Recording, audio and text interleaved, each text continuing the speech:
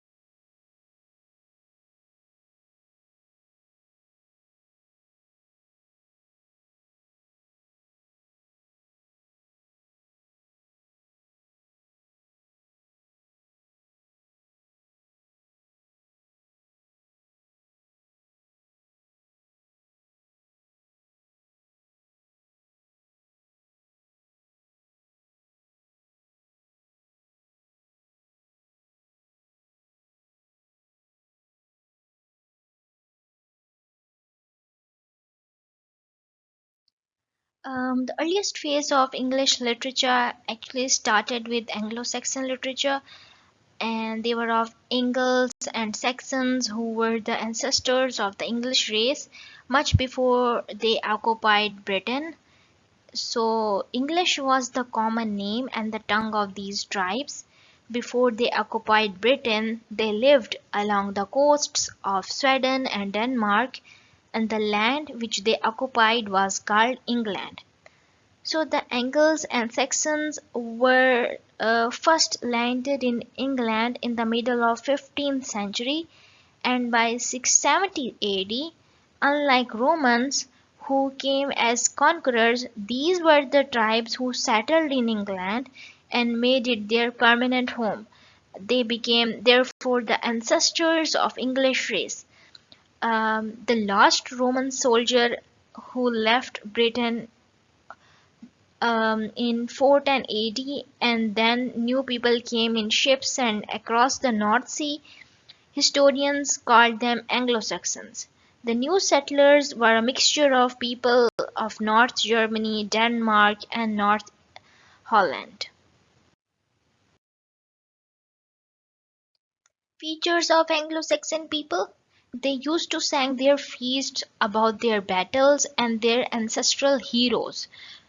They used to play board games like dice and chess.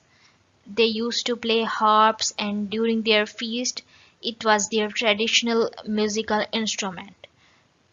And they were the followers of five main principles of life: love of personal freedom, responsiveness to nature, love of religion, love for womanhood, struggle for glory, and all these principles are also reflected in their literature.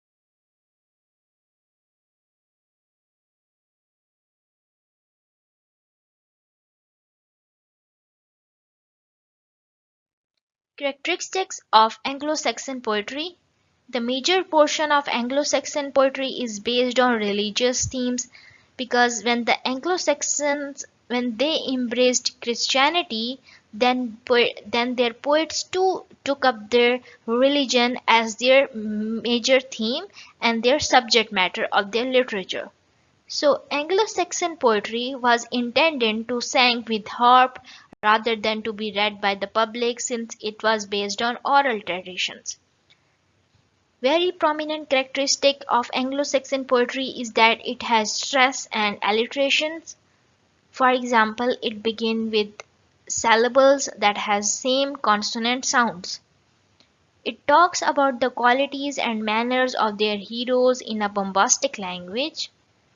This Anglo-Saxon poetry, it is written in blank verse. Blank verse, as you know, is an unrhymed poetry with unrhymed verse with regular meter, and usually the meter is iambic pentameter.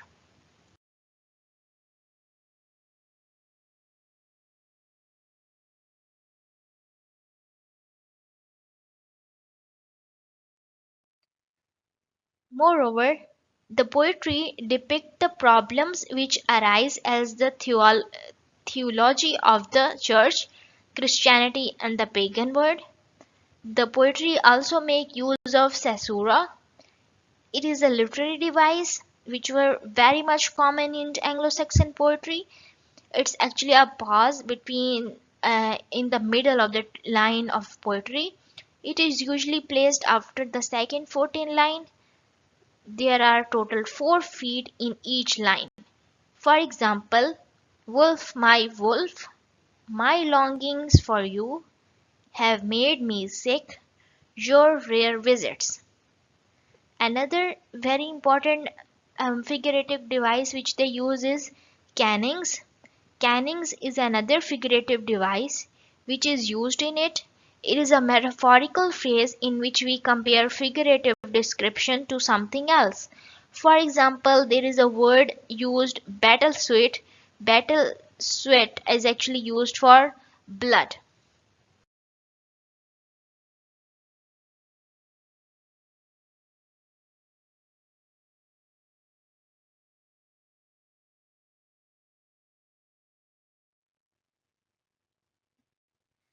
Anglo-Saxon poetry. Though most of the poetry collection of Anglo-Saxon period has been lost, but some fragments of them has been remained. For example, Widseth, Voltaire, the fight at Finnsburg, complaint of Duer, Beowulf, the battle of Brennanburh, etc.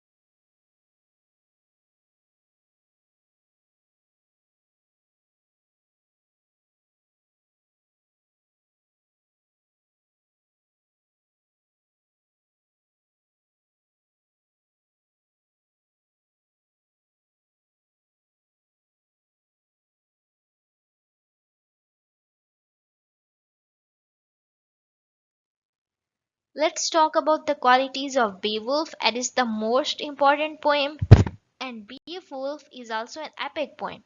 Epic is a type of poem in which we describe the qualities of a hero, and this poem is usually consists of several books.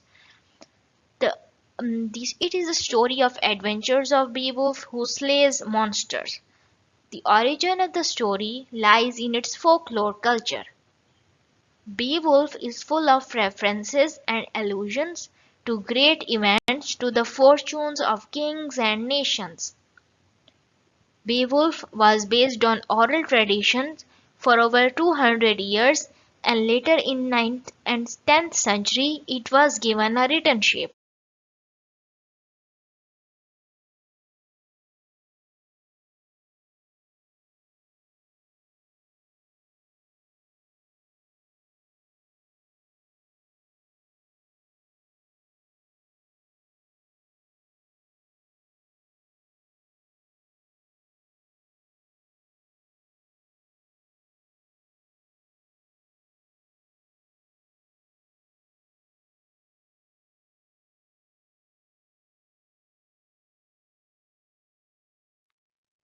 Another important poem is The Battle of Brennanburh.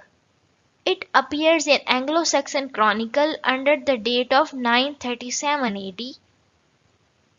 The poem deals with the sentiments of patriotism, the victory in the poem is regarded as the victory of Norse, Scots, and Welsh enemies. The heroism of two heroes, Athelstan and Edmund, is celebrated here. These two princes appear as the heroes of their nation.